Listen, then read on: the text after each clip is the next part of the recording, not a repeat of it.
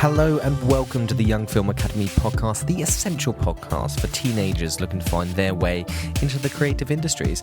Now today, we've got a lovely episode for you. We've got Amelia Sciandra, regular host of the Young Film Academy podcast, is going to be talking to Riley Anderson. Now, I know what you're thinking. No, not that Riley Anderson. You might be thinking of the girl from Inside Out, but she is not real. So we've got a very talented actor called Riley Anderson.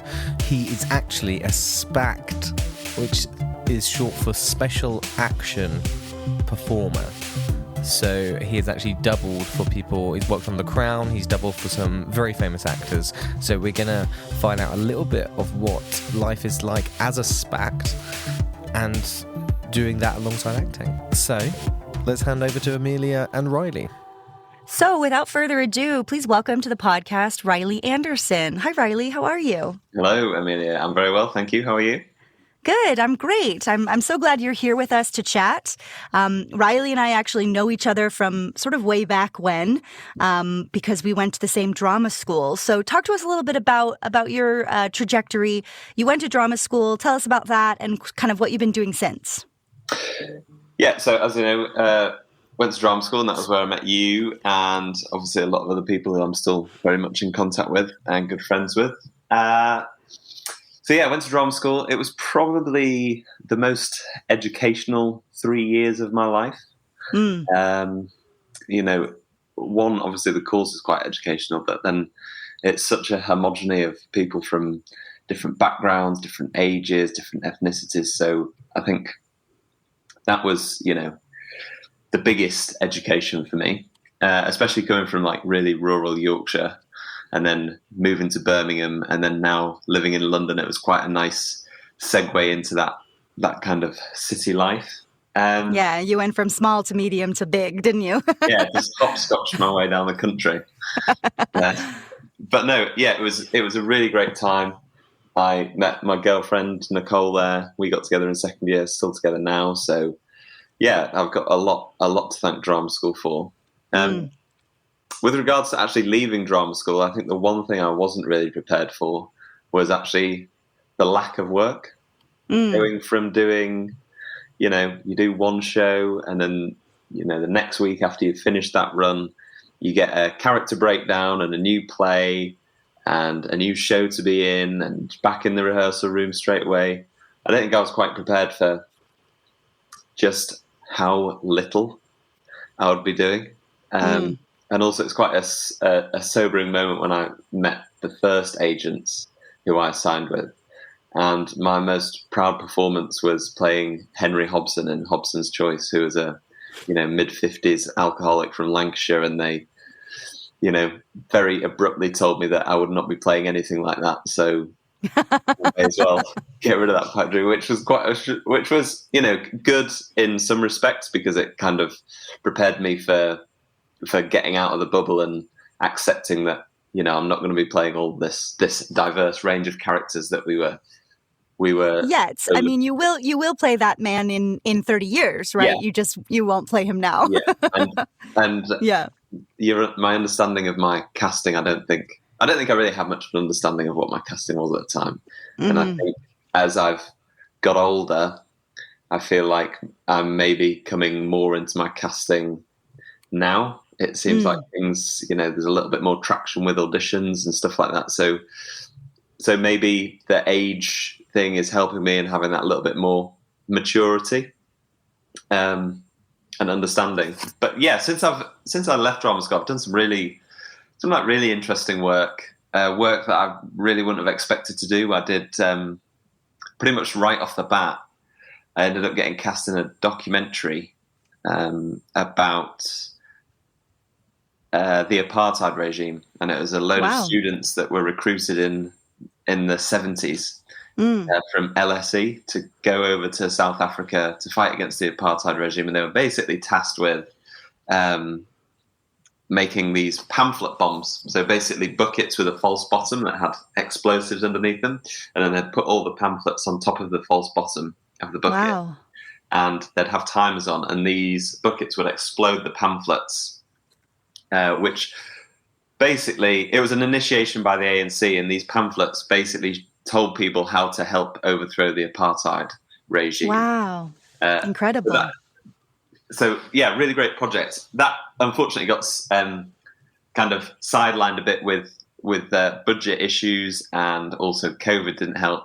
But I had an email from Graham, who was the director, and it was really kind of his labour of love, that the film actually did get finished, and that's premiering in Dalston next month, actually, which is quite exciting. Only 6 years later. That is very exciting. Only 6 years later. That's a really great lesson for young people to hear, too, that it can take that long for something that you've worked on to see the light of day. And that was also an interesting job, because I auditioned for that in the February, I think, and I didn't hear anything, and then they cast me in the May. So months later, That casting process was months. But like I say, it was quite a low budget thing, but a really interesting project, and a really interesting... I think it was the second audition I did. First audition was obviously Emmerdale, because that's a soap based in Yorkshire. So I farmed up for that. Mm-hmm. But this was, we were sent material of the actual people who were, modern day, but the people who were actually doing this back in the 70s. We were sent interview footage of them, and the audition was basically to, take on their mannerisms, speech patterns, intonation, stuff like that. And that was the audition, which was really super interesting. Do you feel like you take a different approach to playing a real person than to creating a character yourself? Like in that audition, how was your approach different than it might have been for Emmerdale or, anything else? Yeah. I think it is different. I think it's hard not to, when you're given raw footage of the person that you're supposed to be playing like that, and the audition is basically to do what they were doing in the interview, it's hard not to just imitate. Mm-hmm. But you have to imitate authentically, with authenticity. Otherwise it becomes kind of more farcical and doesn't really work. And I suppose it's like with anything, you have to, when you're approaching a monologue or a scene, you have to have very definitive actions. And if he's doing something and you don't quite know why he's doing something like that, then you, instead of just imitating it, have to attach your own action to it so that it sounds figure it out. Yeah. But it's a bit like a puzzle, but it kind of weaves together. Absolutely. Well. Yeah, but really, really interesting. Trajectory. So that was the first job that I did. And then, so I had a couple of days filming on that over a few years, actually. And then I did a play in Stratford upon Avon, at the other place with the Shakespeare Institute, which was, it was a paid job, but they covered expenses. But that was really great to work with the people at the Shakespeare Institute who were devising, plays off branches of Shakespeare plays, which was really interesting. Very cool. And then I moved down to London with my girlfriend, Nicole. And auditions started rolling in. I ended up doing War of the Worlds Immersive show, which again was just something that I hadn't really considered. Right, immersive work, you mean? Yeah. And so it was really...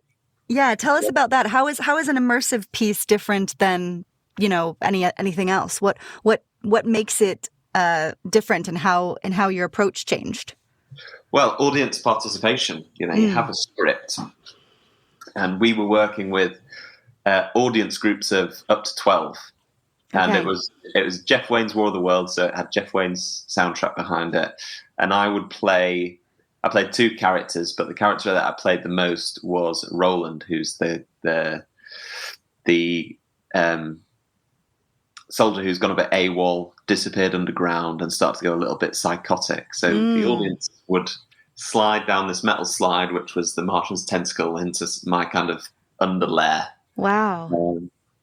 And it was really fun. You had the script, and because we had audience members going through the show all at the same time, we were on it wasn't a traffic light system, but we had a blue light, which meant hold, and then the green light meant we could advance the audience into the next room so that none of the audience is crossed over. But yeah, the audience participation, you have a rough script that you have to, well, not a rough script, you have a script that you have to stick to, which obviously propels the story. And then within the gaps, you are able to fill it in with ad libs and stuff like that. And, you know, you're talking one-on-one with audience members. So if you had some people, you have to be quite clued up on Jeff Wayne, because some of the people were really, you know, really big Jeff fans. Wayne fans and big War of the Worlds fans. And then you had other people who, you know, had just come down to London for the day out or come on holiday and were just excited about what was going on. And if they had kids, it was all about getting the kids involved and making sure that they had a good time, because if they have a good time, the parents have a good time.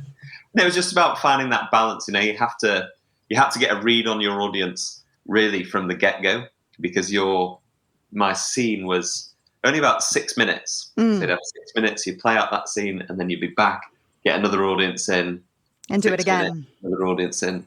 So it's really quick. You've got to kind of be on the ball. And then obviously if anything goes wrong from a technical standpoint, you have to be prepared. I think the longest that I had to ad lib for was about 15, 20 minutes. Wow. We had a technical fault.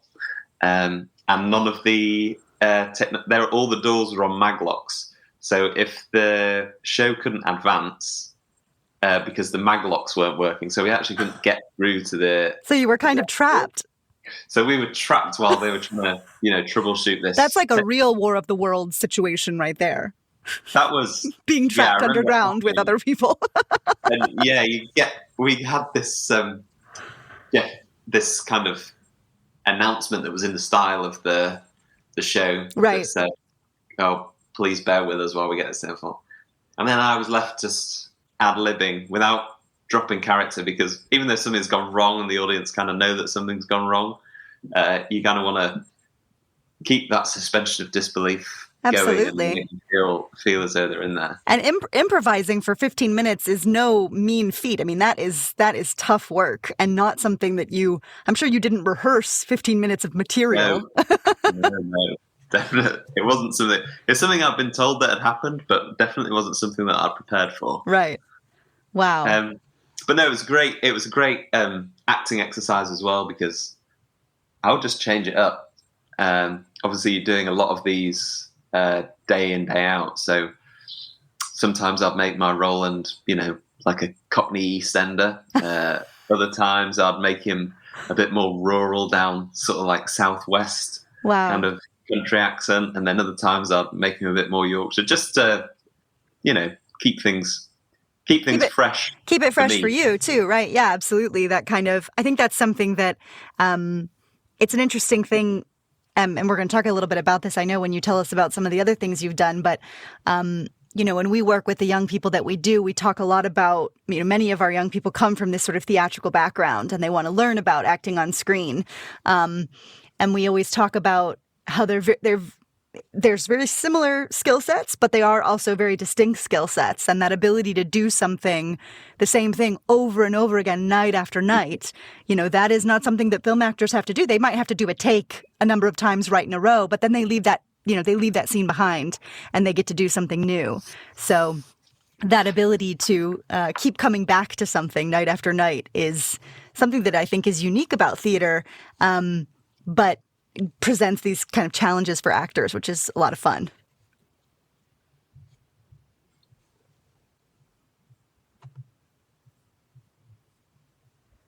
Did I lose you?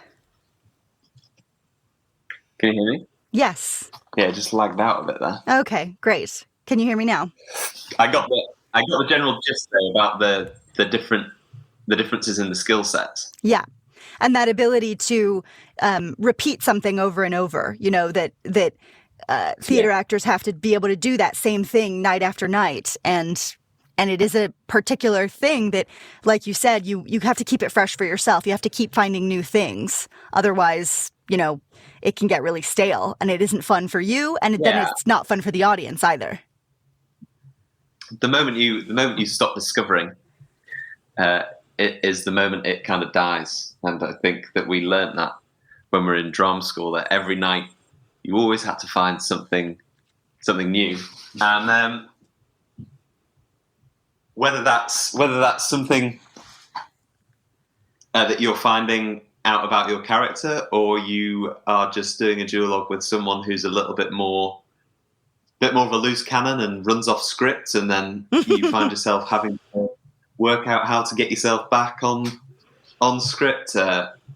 All of these elements, make it interesting, and you always have to be discovering. Otherwise, it does go stale. If you're doing a show, I mean, this was kind of different because it was the same sort of 7-minute section. We're doing it. Yeah, but I feel like that's kind of, that's like almost double, right? It's not just the same show every night. It's the same scene that you do repeated a number of different times. So that is kind of asking a lot of your creativity there. It's really, really, really distilled. And but again, a great experience. Yeah, and like you said, not something that not something you ever thought you would do, that kind of immersive thing. And I think that's great that you've gotten to have those kind of varied experiences. Yeah, every job I've done, and every play that I've been in, and every film that I've filmed, everything that I've done, I feel like I've taken something away from it, whether it's something positive or learning that actually that's not really what I want to be doing, or, because we all have this kind of romantic idea that we're going to be swanning about on stage, yes, and have a really forever. Right. Yeah. But the harsh reality is that if you ever do get yourself into a position where you end up doing something and it doesn't feel quite right, it's important to know when to walk away. Absolutely. That thing of setting boundaries for yourself.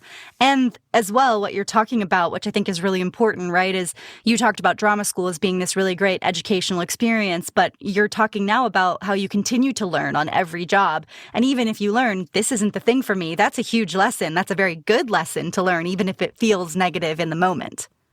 Yeah. I think that,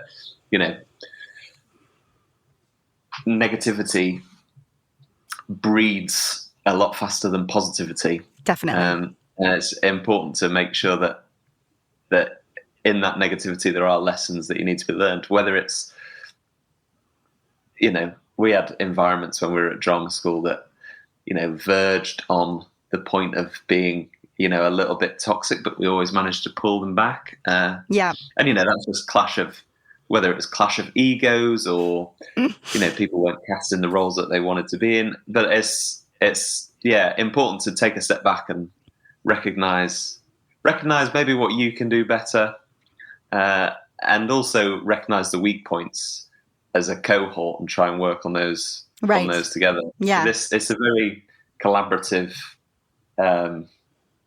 industry, and you can't really do it on your own unless you're doing a one-person show and doing all the lights and the SFX and the acting and the writing together, which is really, it's not very, even solo shows, as you just said, right? Even solo shows, it's very unlikely you're going to be able to be in the thing and also do the lights. So it's not, no matter what, it is a collaborative effort. And that's very true. And we talk about that all the time on all of our courses, all of our programs, that those soft skills of interpersonal relationships and collaboration, they are as important really as your level of talent or your level of technical skill, because that's what makes people want to keep working with you. Absolutely. And a big thing that I think I didn't quite get my head around in drama school was just how much, as much as you can be a great actor, great singer, great dancer, if you're not great to work with and not very personable, you're kind of shooting yourself in the foot a little bit. Yes, absolutely. Because you might get into the door, but without having that, just being personable and nice and a nice energy to be around, people generally don't want to come back and work with you. Yeah, you'll get through that first door, but then you'll never get through another one again. Yeah. Some people unfortunately do, but I feel like there's a little bit of nepotism in there that maybe helps them along the way. Yeah. And so tell us, I'm sure you've done many other things between the great projects you've told us about so far, but I really am interested in learning about something that I didn't know about until you told me, which is one of the reasons why I wanted to talk to you here on the podcast, which is this word that it doesn't sound like a nice word, which we discussed. But you have fallen on some shoots under the category of what they call SPACT. That's SPACT. I thought it stood for special actor, but it doesn't. What does it stand for? Stands for Special Action and Combat Trained. Special Action and Combat Trained. So can you talk a little bit about how you kind of fell into this and the jobs that you've had as a SPACT? Yeah, sure.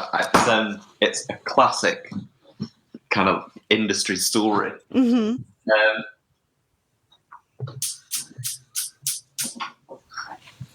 So I don't have Instagram or anything. I kind of got rid of that because I didn't feel like it was benefiting me personally or really professionally. Mm-hmm. However, my girlfriend Nicole did have it, and there's an agency called Take 3 Agents. Well, they're just called Take 3. Mm-hmm. And then started by this guy called Tyler Kennington, whose dad is quite a big name in the stunt world. Okay. And they recognized that there was a gap. I mean, this might not be completely true, so don't quote me, but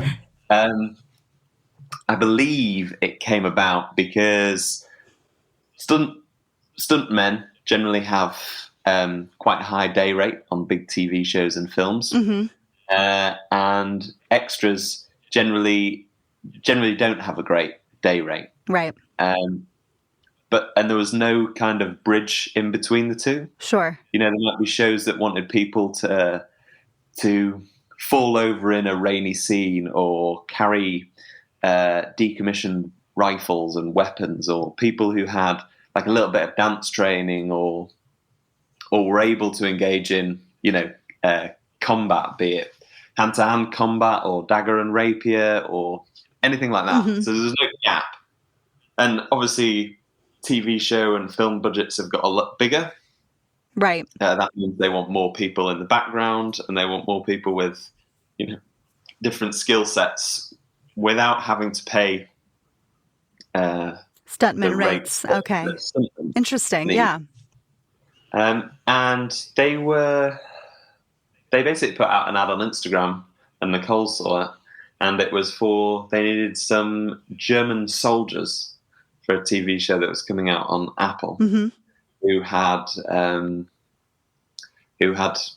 handled weapons and rifles and stuff before. And this is where, skill sets that I had that I hadn't associated with acting at all, or the industry, really came into play.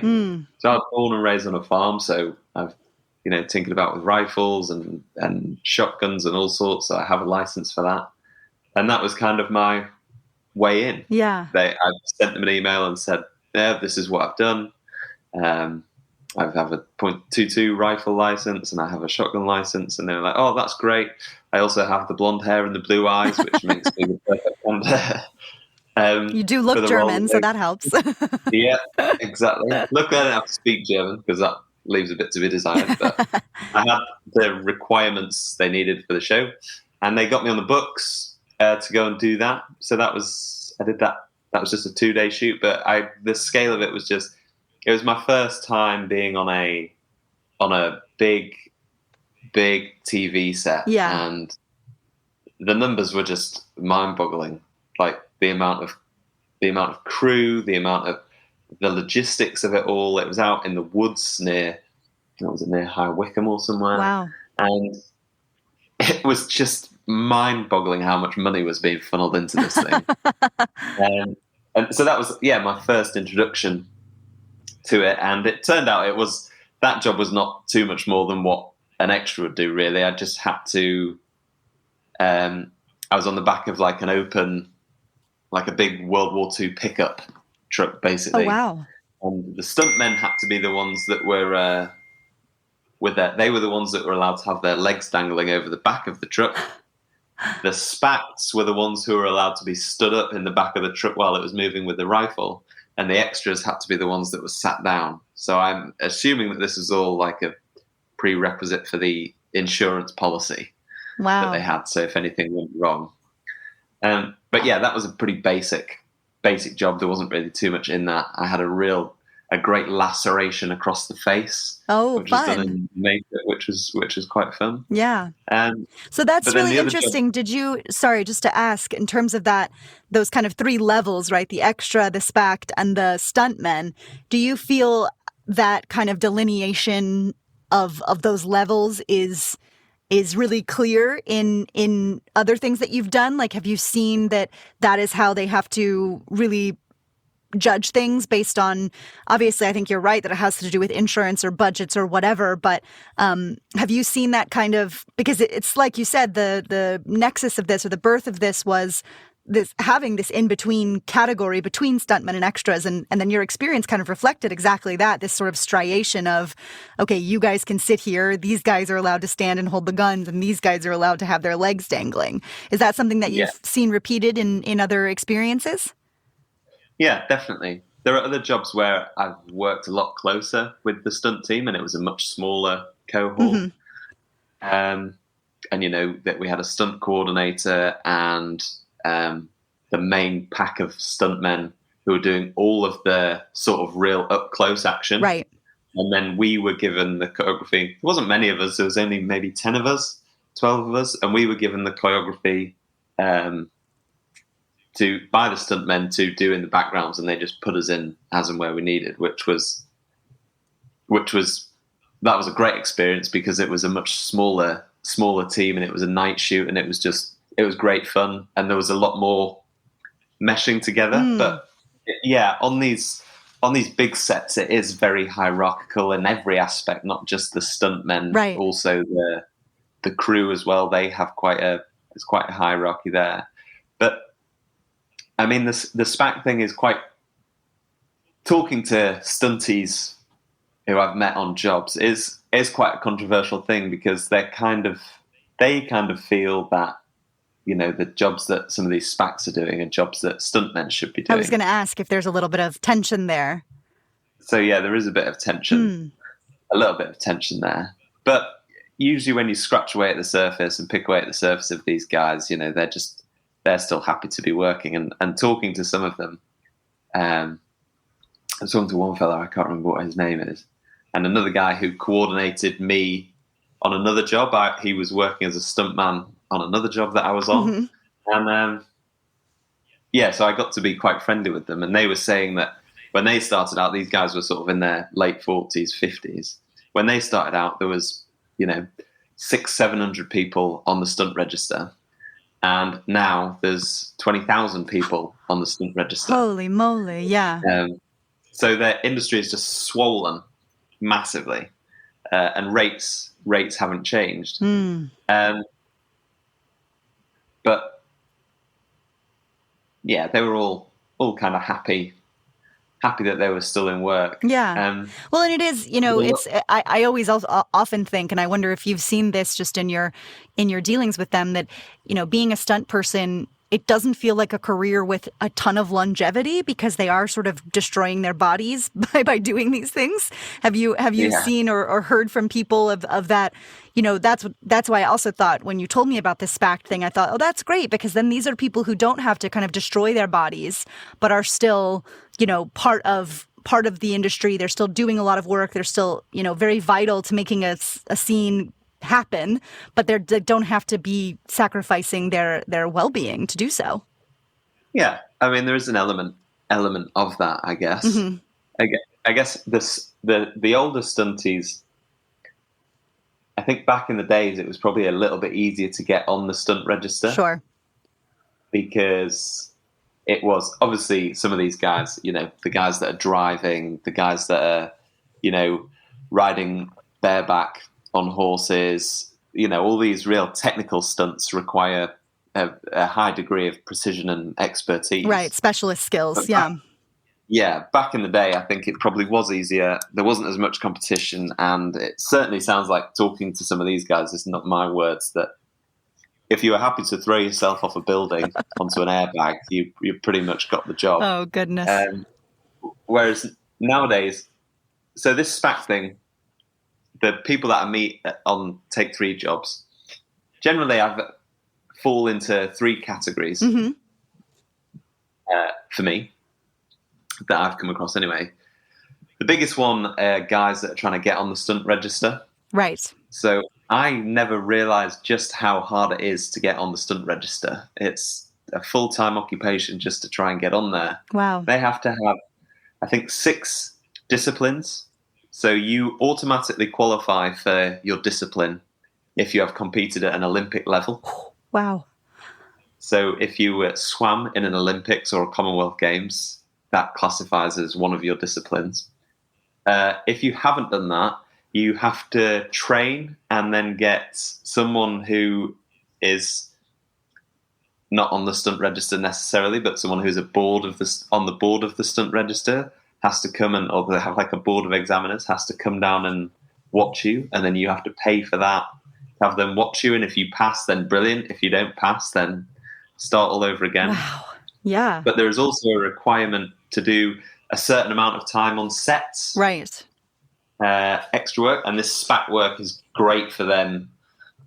One, from a networking perspective, they get to meet people, Of course. but 2, it also gets them the hours that they need to help complete their application for the stunt register. Wow. Okay. That's the first. Yeah, so that's the first category. The other category are actors, Right. who are trying to find alternative ways to get onto set. Like for me, one of the main reasons I kept on doing it was just because I'm very selective about the jobs that I do, because I don't want to sort of get pigeonholed as that person. But if I feel like it's worth it, I go on those jobs because they just get you used to what a big set feels like. So if you did ever get cast in something like that, you won't be overwhelmed. Yeah. You're not going to be too overwhelmed, because it is quite overwhelming. There's a lot of people and a lot of mechanics that go on behind the scenes to make these big shows and films work. Right. And the pressure is palpable. Yeah. Definitely. Just one example is I did a job a few months ago, which is for a TV version of The Gentleman, the Guy Ritchie film. Yes. And I play golf. Only as an amateur.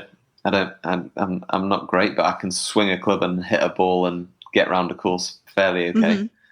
They asked me if I could play golf. I told them that I was pretty confident in my ability.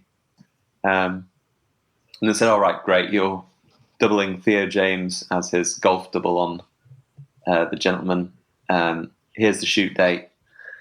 So I got there, at the usual call time of 6:30 a.m. or whatever it is, and this guy is Greek. They said, well, it's not Greek, but he looks very Greek. And so they dyed my hair, coloured my beard in, and oranged me up. I looked like I'd been shaken about in a packet of Watsits or something. You look like an Oompa Loompa. Yeah, I did. 6-foot Oompa Loompa.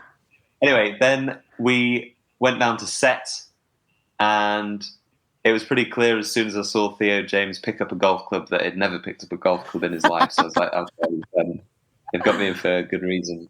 And then before I knew it, they called me up for a rehearsal, and it was a 120-yard hole over a pond. Oof. And if you've ever played golf, or anyone listening has ever played golf, they'll know that water is intimidating enough. Yeah.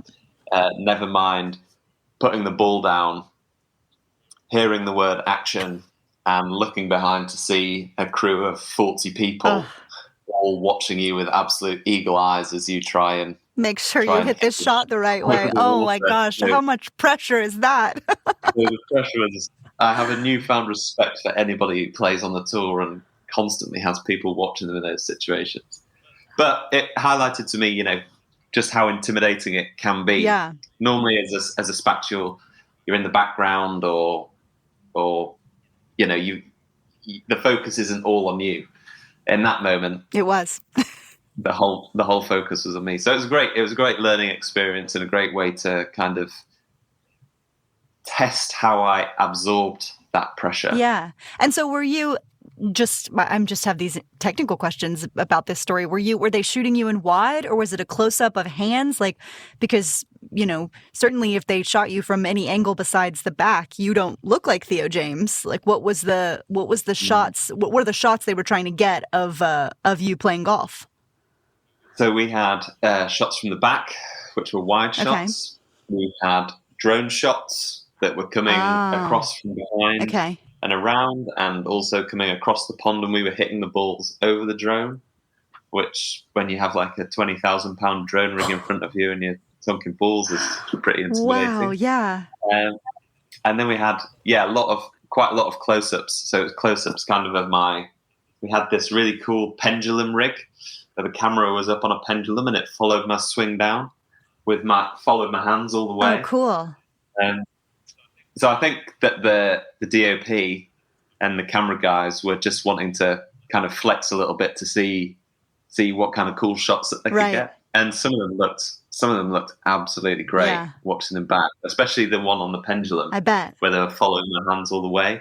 And you can sort of see from the way that my hands and club react when I hit the ball. Wow. And as I followed through, you got the T spinning in the corner of the frame. Cool. And they shot that in slow-mo, so that looked really, really great. Oh, yeah, I bet. And did you miss any of the times? Did you not make the shot? Yeah, the first shot. Oh, no. When I was under that immense pressure, I just ended up smashing that straight into the water. Oh, gosh. In my head, I was doing everything that I should have been doing, but obviously just didn't convert into the physical action. Right. Well, nerves got the better of you, I presume. Yeah. Yeah, they definitely did. Definitely did. But then I teed up second ball more or less straight away, and I landed that. That was about 10 foot from the pin. Probably one of the best golf shots I've ever played. And I turned around and said, I hope that someone was recording that. Obviously were. But that solidified to the crew that I knew what I was doing, and I wasn't someone who just put it on my CV on a wing and a prayer and ended up in that position. This is a great story to emphasize why you shouldn't lie on your CV, because if you didn't want to get in the situation that Riley's in, and then suddenly you can't hit the golf shot a single time and you've wasted so much money. Big time. Yeah. Oh, how fascinating. So that's very cool. And I think you've got another quite cool story about doubling another, string to your bow in terms of your skills. I think this is, one of the reasons that I wanted to talk to you is that you're demonstrating, that these, you said it yourself, these kind of other skills that you never thought would sort of intersect with your life as an actor have really sort of come in handy. So tell us about your swimming and how that's come into play. Yeah, so I swim a lot. It's one of my favorite pastimes, actually, especially open water swimming. And I got asked by Take 3 if I could swim. I have it on my. They have kind of like a bit on your profile where you can select everything that you can do, and you can say, kind of give it a 1 to 3 rating, depending on how good and how confident in that you are. And I put the swimming as not Olympic level, but I'm a pretty good amateur. And they said, we have a doubling job for swimming. Do you feel confident that you can do it? I said, yeah, absolutely. And that was doubling for Prince William in The Crown. Wow. For the scene when he first meets Kate at a swimming pool in St Andrews. So we obviously weren't in St Andrews, we were in Crystal Palace. But yeah, that again was just a great experience. A lot of the guy that I was doubling, Ed, is a really nice guy and was actually taught by David Jackson, who was a teacher at Birmingham, because he was at Drama Centre, and David obviously moved over there to be the course leader. So that's funny. So and I ended up spending most of the day with him because we were in and out the water together quite a lot. He was the spitting image of Prince William, and when it comes out, you'll see just how much he looks like him. I thought that he maybe couldn't swim, but it turns out he can. He wasn't quite as good as me, I don't think. Hence why they needed But, you. yeah. So basically the mechanics of that shoot was I would get in and do all the wide shots, and the close-ups would be of Ed. Mm-hmm. But because the pool was heated, but it really wasn't very warm, and we were filming it in January maybe, so it was pretty January or February. It was pretty chilly. So they basically used me to set up a lot more of these trickier camera shots where the cameras were on rigs that were hanging over the water. Oh, wow. Okay. And instead of Ed being in there the whole time, they made you do it. Getting really cold, they made me do it. And so I'd basically get in, rehearse the action, and that would allow the camera guys to get everything rigged up and ready.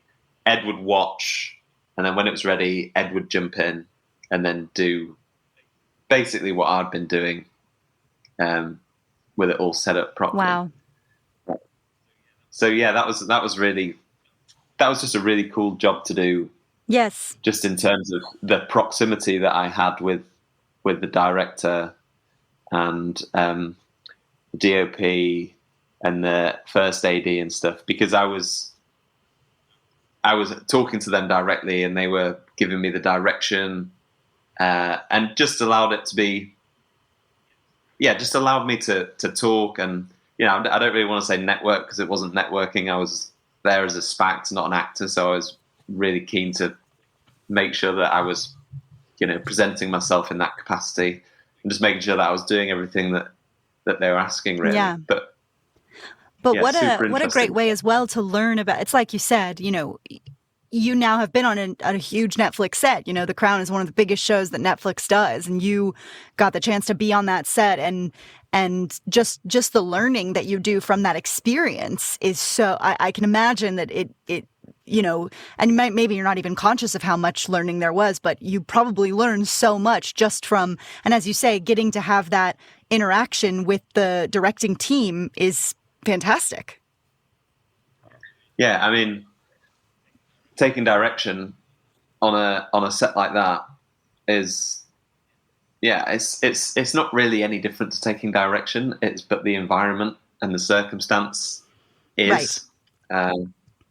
Ultimately when you're doubling that your face is never going to be on screen. It's not like when you do a bit of extra work or a bit of spacting work, you kind of are looking out for yourself and pausing it to see where you right. are. When you're doubling, you know that the most you're going to get is the back of your head. Right.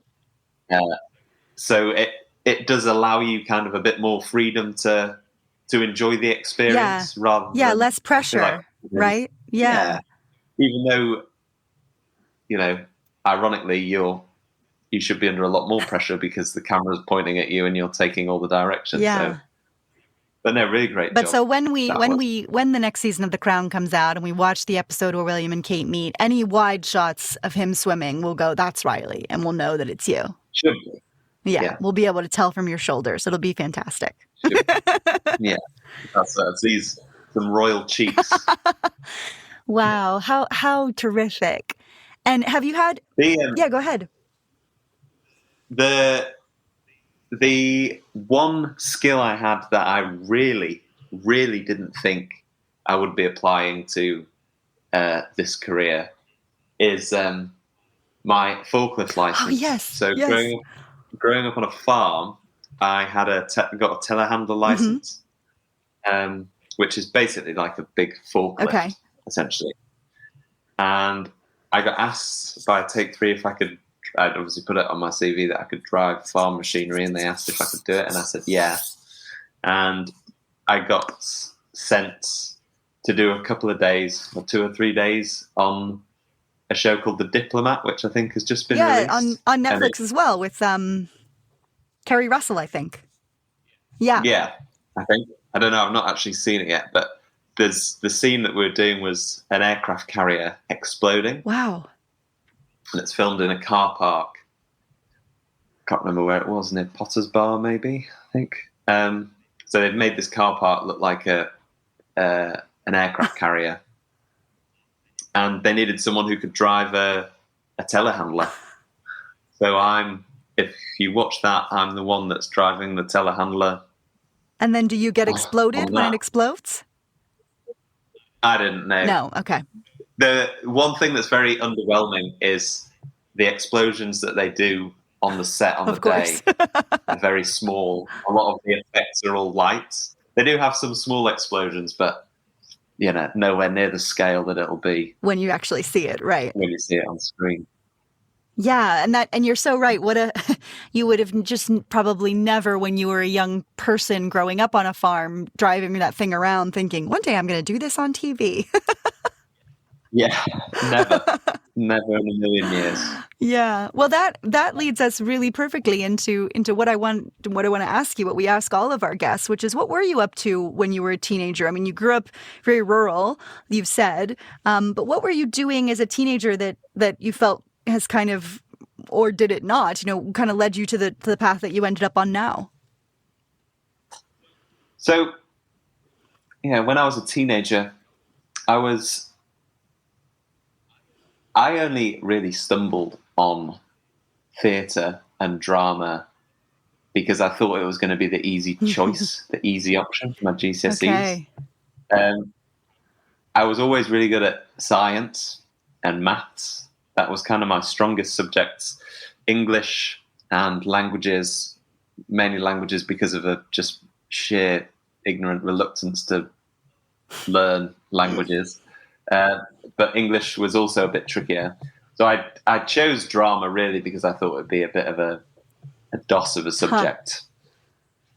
And then I got into drama class with a load of people who I wouldn't normally have associated with at school. At school, I was, I played rugby, I hung around with like quite a big bunch of lads. Very sporty. And quite a big bunch of girls as well. Yeah, it's very, very sporty and social. I got into we were very lucky. We had a theatre called the Tom Stoppard Theatre, which is like a 200-seat theatre at school. Oh, wow. Like it was an amazing, it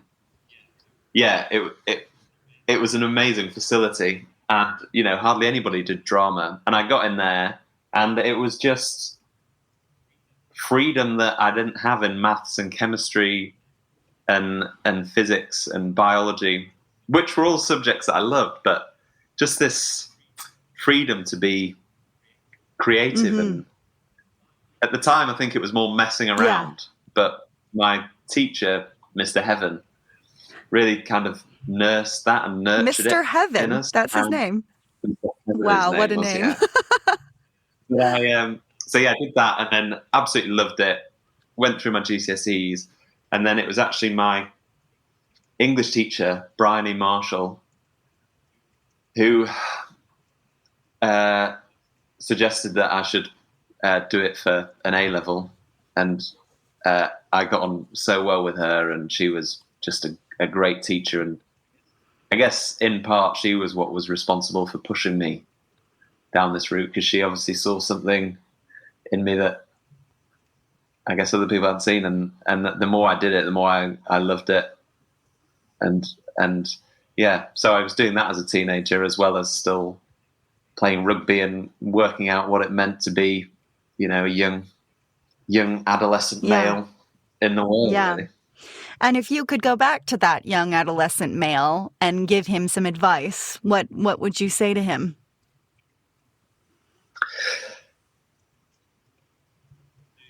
Do chemistry for your A-level instead of photography, because the photography was a bit of a waste of time. The drama and the English were great, and the psychology was okay, but I was really good at chemistry, and I do kick myself that I didn't give that a crack. Not because it would have necessarily benefited my career, but I think it would have been a good string to have to the bow, and would have helped with some of the jobs that I've had alongside the acting. Right.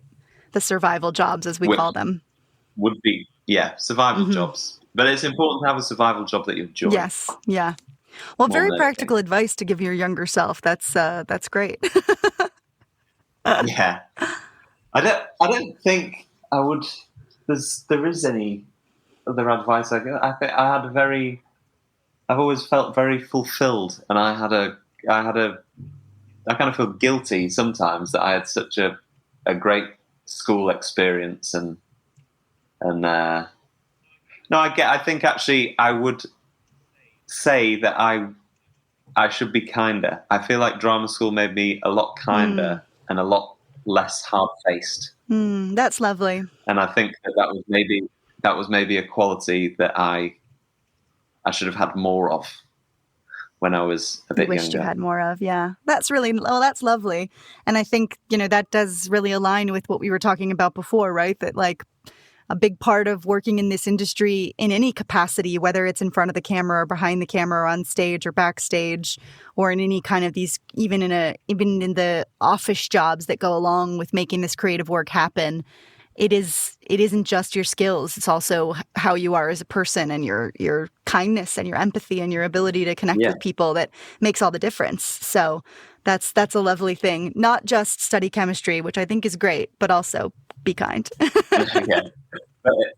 That's just the... Yeah. Well, thank you. Thank you so much, Riley. This is, I think, been really fascinating. And I think certainly a part of the industry that a lot of people don't know about. And I also think, I don't know what your experience has been, but perhaps something that people take a little bit for granted. I think certainly people not in the industry, but even people in the industry, you watch a film and you just see, you might see a scene and there's hundreds of people in the background and you don't really think about them, right? They're in the background, but that is a huge element of making the storytelling work.